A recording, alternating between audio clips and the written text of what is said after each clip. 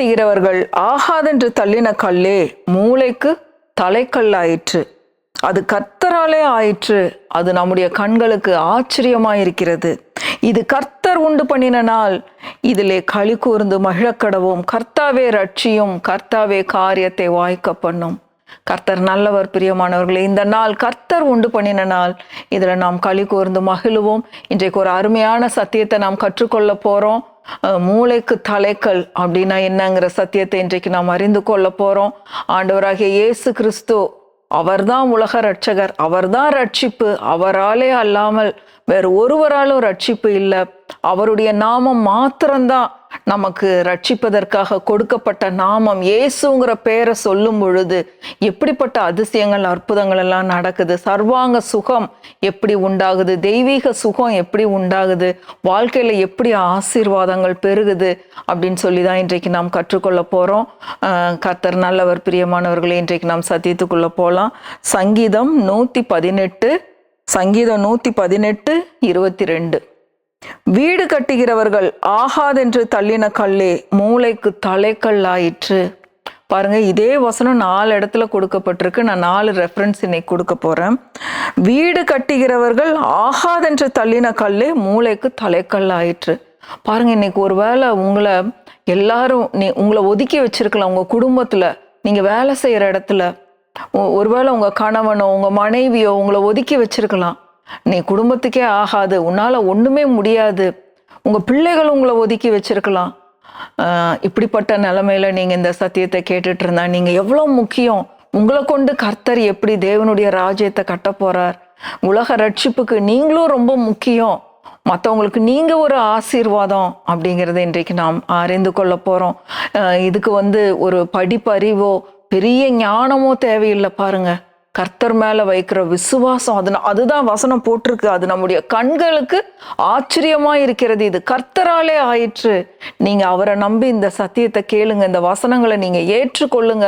அவரை நீங்க ஏற்றுக்கொள்ளும் பொழுது அவர் உங்களுக்கு எல்லாவற்றையும் சொல்லி கொடுத்து உங்களை ரொம்ப ஒரு இம்பார்ட்டன்ட் ஃபிகரா அந்த உலகத்துக்கு காமிச்சிருவாரு. பாருங்க, ஏன்னா அதுதான் கர்த்தர். அவர் அதிசயங்களையும் அற்புதங்களையும் செய்கிற தேவன். அது நம்முடைய கண்களுக்கே ஆச்சரியமா இருக்கும். பாருங்க, பேச தெரியாத என்னை எடுத்து பேச வச்சிட்டு இருக்கிறத பார்க்கும்போது எனக்கே ஆச்சரியமா இருக்கும். என்னுடைய வீடியோ டீச்சிங்ஸை 2 தடவை 3 தடவை நானே கேட்டுக்கிட்டே இருப்பேன். நான் தான் பேசுறேனா அப்படின்னு சொல்லிட்டு ஆச்சரியமா இருக்கும். எப்படி வசனங்களை மனப்பாடம் பண்றது, எப்படி இதெல்லாம் சொல்றது, இப்படி எல்லாம் எனக்குள்ள கேள்விகள் இருந்தது. பாருங்க, அவரை நம்ப அவரே என்னுடைய ஞானம் என்று ஏற்றுக்கொள்ள கர்த்தர் எல்லாவற்றையும் ஆவியானவரை கொண்டு எல்லா வசனங்களையும் கற்றுக் கொடுத்து வர்றார், வெளிப்பாடுகளை கொடுத்து வர்றார். பாருங்க, எல்லா மகிமையும் அவருக்கே. கர்த்தர் நல்லவர். பிரியமானவர்களே, ஒருவேளை நீங்க ஒதுக்கப்பட்டவர்கள் அப்படிங்கிற ஒரு இன்ஃபீரியரா ஃபீல் பண்ணிக்கிட்டு கவலைப்பட்டு எனக்கு இந்த அளவுக்கு ஞானம் இல்லையே, எனக்கு புத்தி இல்லையே, நான் படிக்கலையே அப்படின்னு சொல்லி நீங்க நினைச்சு இந்த செய்தியை கேட்டுக்கிட்டு இருந்தீங்கன்னா நிச்சயமா பாருங்க, படிப்பறிவு இல்லாதவர்கள், பேதமை உள்ளவர்கள் இயேசுங்கிற பேரை சொல்லி எப்படிப்பட்ட அதிசயங்களை செய்தார்கள் அப்படின்னு சொல்லி தான் இன்றைக்கு நம்ம பார்க்க போறோம். பாருங்க, இதே வசனம் பாருங்க, மத்தேயு 21:42 இருக்கு. மத்தேயு 21:42. வீடு கட்டுகிறவர்கள் ஆகாதென்று தள்ளின கல் தான் மூளைக்கு தலைக்கல் ஆயிற்றான். இந்த கல் வேண்டாம் அப்படின்னு சொல்லி தூக்கி போட்டுருவாங்க. 21:42. இயேசு அவர்களை நோக்கி, வீடு கட்டுகிறவர்கள் ஆகாதென்று தள்ளின கல்லே மூளைக்கு தலைக்கல் ஆயிற்று. அது கர்த்தராலே ஆயிற்று. அது நம்முடைய கண்களுக்கு ஆச்சரியமாயிருக்கிறது என்று நீங்கள் வேதத்தில் ஒரு காலம் வாசிக்கவில்லையா? இந்த கல் இது தேவையில்லைங்க அப்படின்னு சொல்லி தூக்கி போட்டுருவாங்களாம். கடைசியில பார்த்தா மூளைக்கல்ல அதை கொண்டு போய் வைப்பாங்க.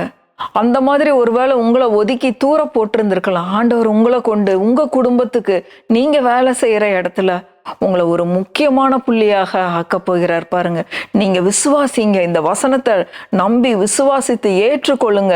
நிச்சயமா ஆண்டவர் உங்களை கொண்டு பெரிய காரியங்களை செய்வார். பாருங்க, அடுத்த வசனம் பாருங்க, மார்க் 12வது அதிகாரம் 10-11 வசனம் பாருங்க. இதே வசனத்தை நம்ம திரும்பி அங்க பாக்குறோம். மார்க் 12:10-11 வசனம். வீடு கட்டுகிறவர்கள் ஆகாதென்று தள்ளின கல்லே மூளைக்கு தலைக்கல்லாயிற்று, அது கர்த்தராலே ஆயிற்று, அது நம்முடைய கண்களுக்கு ஆச்சரியமாயிருக்கிறது என்று எழுதியிருக்கிற வாக்கியத்தை நீங்கள் வாசிக்கவில்லையா என்றார். மத்தேயுவும் இதே எழுதுறாரு, மார்க் எழுதுறாரு. அடுத்தது பாருங்க, லூக்கா 20வது அதிகாரம் 17வது வசனம். லூக்கா 20:17 பாருங்க. அப்பொழுது அவர் அவர்களை பார்த்து, வீடு கட்டுகிறவர்கள் ஆகாதென்று தள்ளின கல்லே மூளைக்கு தலைக்கல்லாயிற்று என்று எழுதியிருக்கிற வேத வாக்கியத்தின் கருத்து என்ன? அந்த கல்லின் மேல் விழுகிறவன் எவனோ அவன் நொறுங்கி போவான், அது எவன் மேல் விழுமோ அவனை நசுக்கி போடும். அந்த கல்லுக்கு எவ்வளவு இம்பார்ட்டன்ஸ்ன்னு பாருங்க. அந்த கல்லின் மேல யாராவது வந்து விழுந்தா அவங்க நொறுங்கி போவாங்களாம். ஆனா இந்த கல்லு போய் யார் மேல விழுகுதோ அவங்கள நசுக்கி போடும். அந்த மாதிரி உங்களை கொண்டு ஆண்டவர் பெரிய காரியங்களை சாதிக்க போறாரு, உங்களை வச்சு செய்ய போறாரு பாருங்க. பின்னாடி நம்ம ஒரு உதாரணத்தோட படிக்க போறோம் பாருங்க. அப்போஸ்தலர் 4வது அதிகாரம் 11வது வசனம். அப்போஸ்தலர் 4:11 பாருங்க. அங்கேயும் இதே வசனம் எழுதப்பட்டிருக்கு. அப்போஸ்தலர் 4:11. வீடு கட்டுகிறவர்களாகிய உங்களால் அற்பமாய் எண்ணப்பட்ட அவரே மூளைக்கு தலைக்கல்லானார். ஏசாண்டவர் இப்படிதான் பண்ணாங்க. இவர் ஆகாதுன்னு சொல்லி என்ன பண்ணிட்டாங்க? அவரை தள்ளி விட்டது மட்டும் இல்ல, கல்வாரி சிலுவையில தூக்கி கல்லர்களுக்கு மத்தியில சிலுவையில அரைஞ்சாங்க பாருங்க. சிலுவையில அரைந்து ஒன்றுமில்லாம கொண்டாங்க. எருசலேமின் வீதிகள்ல அவமானப்படுத்தப்பட்டவராக அவர் இழுத்து வரப்பட்டார். அது மட்டும் இல்ல, ஒரு வஸ்திரம் கூட இல்லாம நிர்வாணமாக தொங்க விட்டார்கள். அவ்வளோ கேவலப்படுத்தினாங்க. ஆனா அவர்னாலதான், எதுக்காக அவ்வளோ கேவலமானார், எதற்காக அவ்வளோ அவமானப்பட்டார்னா, உங்களுடைய அவமானங்களை நீக்கும்படியாக, உங்களுடைய வெட்கத்தை நீக்கும்படியாக, உங்களை ஆசீர்வதிக்கும்படியாக, உங்களை குணப்படுத்தும்படியாக தான் கர்த்தர் அப்படியாக நிர்வாணமாய் தொங்கினார் பாருங்க. அதுதான் இங்க போட்டிருக்கு 12வது வசனம். அப்போஸ்தலர் 4:12.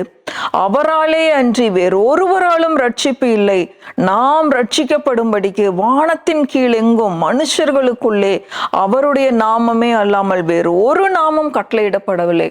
அவராலே அன்றி வேறு ஒருத்தர்னாலையும் ரட்சிப்பு கிடையவே கிடையாது. அவர் உலக ரட்சகர் பாருங்க. இந்த பேதுருவும் யோவானும் ஏசாண்டவருடைய சீஷர்கள் என்ன பண்ணாங்க?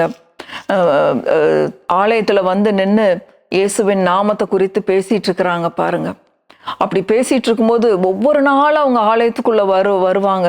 அப்படி வரும் பொழுது வெளியே ஒரு பிச்சைக்காரனை உட்கார வச்சிருக்காங்க. அவன் 2 காலும் மொடமானவன் பாருங்க. பிறந்ததுல இருந்தே சப்பானி அப்படி உட்கார்ந்துருக்கான். ஒரு நாள் இந்த மாதிரி வரும்போது ஏதாவது காசு இவன் பேதுரு யோவானும் கொடுப்பாங்கன்ட்டு இவர் பிச்சை கேட்கிறாரு.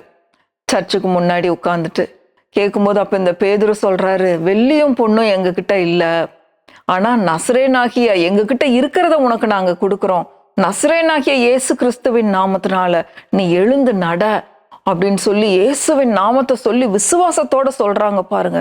அந்த மனுஷன் எழுந்து குதித்து, அதாவது தாயின் கற்பத்திலிருந்து வரும்போதே சப்பானி, நடந்தே பழக்கம் இல்லை, நடந்ததே இல்லை, ஒரு நாள் இந்த மனுஷன் நடந்ததே இல்லை. ஒவ்வொரு நாளும் இவனை தூக்கி கொண்டு வந்து அங்க உட்கார வச்சிருவாங்க. இவன் மூலமா இவங்க குடும்பத்தார் யார் எல்லாருமே இவன் மூலமா சாப்பிட்டுக்கிட்டு இருந்திருக்கிறாங்க. தினம் இவனுக்கு வர்ற அந்த வருமானத்தை வச்சு பாருங்க. அப்போ இந்த பேதுரு சொல்றாரு, நசரேனாகிய இயேசு கிறிஸ்துவின் நாமத்தினால நீ எழுந்து நடன்னு கையை பிடிச்சு தூக்கி விடுறாங்க. அப்படியே எழுந்து அவன் நடந்து குதித்து தேவனை மகிமைப்படுத்தினான் பாருங்க. பிறந்ததுல இருந்தே அவன் சப்பானியா இருந்து ஒரு காலம் நடவாம இருந்திருக்கிறான் பாருங்க. அப்போஸ்தலர் 3வது அதிகாரம் பாருங்க, 6-7வது வசனம். அப்பொழுது பேதுரு, வெள்ளியும் பொன்னும் என்னிடத்தில் இல்லை, என்னிடத்தில் உள்ளதை உனக்கு தருகிறேன், நசரேனாகிய இயேசு கிறிஸ்துவின் நாமத்தினாலே நீ எழுந்து நட என்று சொல்லி வலது கையினால் அவனை பிடித்து தூக்கிவிட்டான். உடனே அவனுடைய கால்களும் கரடுகளும் பலன் கொண்டது. 8வது வசனம். அவன் குதித்தெழுந்து நின்று நடந்தான், நடந்து குதித்து தேவனை துதித்து கொண்டு அவர்களுடனே கூட தேவாலயத்திற்குள் பிரவேசித்தான். இது பெரியதா போச்சு. எப்படி இவன் அலங்கார வாசல் முன்னாடி உட்கார்ந்து இருந்தவனாச்சே, எப்படி இவன் எழுந்து குதித்து நடந்து இப்படி வர்றான், தேவனை மகிமைப்படுத்திட்டு வேற வர்றான். எல்லா யூதர்களுக்கும் அவ்வளோ கோபம். எப்படி இது நடந்ததுன்னு உடனே இவங்களை பிடிச்சு ஜெயிலில் கொண்டு போய் வைக்கணும்னு பேதுருவையும் யோவானையும் பிடிச்சிட்டாங்க பாருங்க. அப்போ எப்படி இவங்களுக்கு இவ்வளோ தைரியம் வந்தது அப்படின்னு கேட்கும்போது, இப்போ வாங்க அப்போஸ்தலர் 4வது அதிகாரம் 13வது வசனம் பாருங்க. அப்போஸ்தலர் 4:13. பேதுருவும் யோவானும் பேசுகிற தைரியத்தை அவர்கள் கண்டு அவர்கள் படிப்பறியாதவர்கள் என்றும் பேதமை உள்ளவர்கள் என்றும் அறிந்தபடியினால் ஆச்சரியப்பட்டு அவர்கள் இயேசுவுடனே கூட இருந்தவர்கள் என்றும் அறிந்து கொண்டார்கள். சொஸ்தமாக்கப்பட்ட மனுஷன் அவர்கள் அருகே நிற்கிறதை கண்டபடியால் எதிர்பேச அவர்களுக்கு இடம் இல்லாமல் இருந்தது. இந்த 2 பாயிண்ட் கவனிங்க. 4வது அதிகாரம் 13வது வசனத்துல அவர்கள் படிப்பறியாதவர்கள், பேதமை உள்ளவர்கள். பாருங்க, இந்த அற்புதத்தை செய்யறதுக்கு படிப்பு தேவைப்பட்டுச்சா, டிகிரி தேவைப்பட்டுச்சா, ஏதாவது தகுதி தேவைப்பட்டுச்சா? ஒரு தகுதியுமே இல்லை.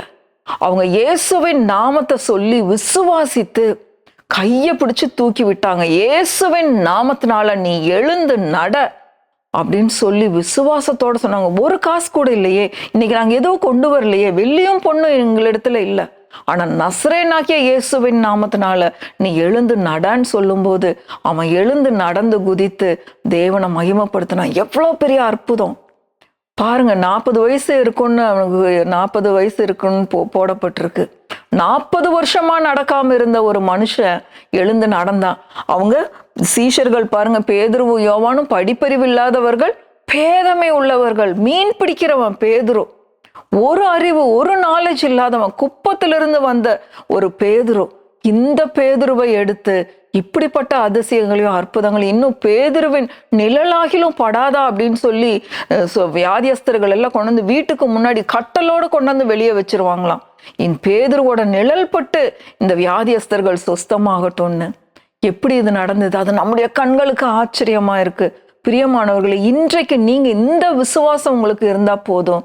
உங்களால செய்யக்கூடாத காரியம் ஒன்றும் இராது என்று வேதத்துல வாசிக்கிறோம் பாருங்க. நீங்க ஐயோ நான் இப்படி தள்ளப்பட்ட கல்லா இருக்கிறேன் அப்படின்னு சொல்லி நீங்க நினைச்சிட்டு இருக்கலாம். ஆண்டவர் உங்களை மூளைக்கு தலைக்கல்லாக்க போறாரு. படிப்பறிவு இல்லாத உங்களை எடுத்து அநேகருக்கு ஆசீர்வாதமாக வைக்க போகிறார். உங்களுடைய வாயின் வார்த்தைகளை கொண்டு அநேகரை அவர் ரட்சிக்க போறாரு. உங்களுக்குள்ள இருக்கிற அபிஷேகம் அநேகரை கடந்து சென்று அநேகருக்கு ஆசீர்வாதத்தை கொண்டு வரும், அநேகருக்கு சுகத்தை கொண்டு வரும், பிசினஸ்ல வெற்றியை கொண்டு வரும், தோல்வி எல்லாம் வெற்றியாய் மாறும். கடன் வாங்குகிறவர்கள் கடன் கொடுக்கிறவர்களாய் மாறுவார்கள் உங்க வாயின் வார்த்தைகள்னால. இது நம்முடைய கண்களுக்கு ஆச்சரியமா இருக்கிறது. வீடு கட்டுகிறவர்கள் ஆகாதென்று தள்ளினக்கள், இது ஒரு காலம் உதவாது, இதனால ஒரு பிரயோஜனம் இல்லைன்னு உங்களை தள்ளி வச்சிருந்திருக்கலாம். உங்களை கொண்டு ஆண்டவர் பெரிய ரட்சிப்பை செய்ய வல்லவராய் இருக்கிறார். இயேசுங்கிற நாமத்துல இருக்கிற வல்லமை, அவர் கல்வாரி சிலுவையில போய் உயிரை கொடுத்ததுனால, உயிர் விட்டதுனால நமக்கு வரக்கூடிய நன்மைகள் பாருங்க. அந்த இயேசுங்கிற பேரை சொல்லும் பொழுது மகா பெரிய ரட்சிப்பு உண்டாகுது. பிரியமானவர்களே, இன்றைக்கு சோர்வுற்றவர்களாக ஒருவேளை நீங்க இந்த செய்தியை கேட்டுக்கொண்டிருக்கலாம். படிப்பறிவு இல்லாதவங்க, பேதமை உள்ளவர்கள் எல்லாருக்கும் இந்த சத்தியம் பாருங்க. நீங்க தைரியமா விசுவாசத்தோடு இயேசுவின் நாமத்தை நீங்க சொல்லும் பொழுது மகா பெரிய ரட்சிப்பு உண்டாயிருக்கும். கர்த்தர் நல்லவர், அவரை துதியுங்கள், அவர் கிருபை என்றும் உள்ளது. ஆமென், ஆமென், ஆமென்.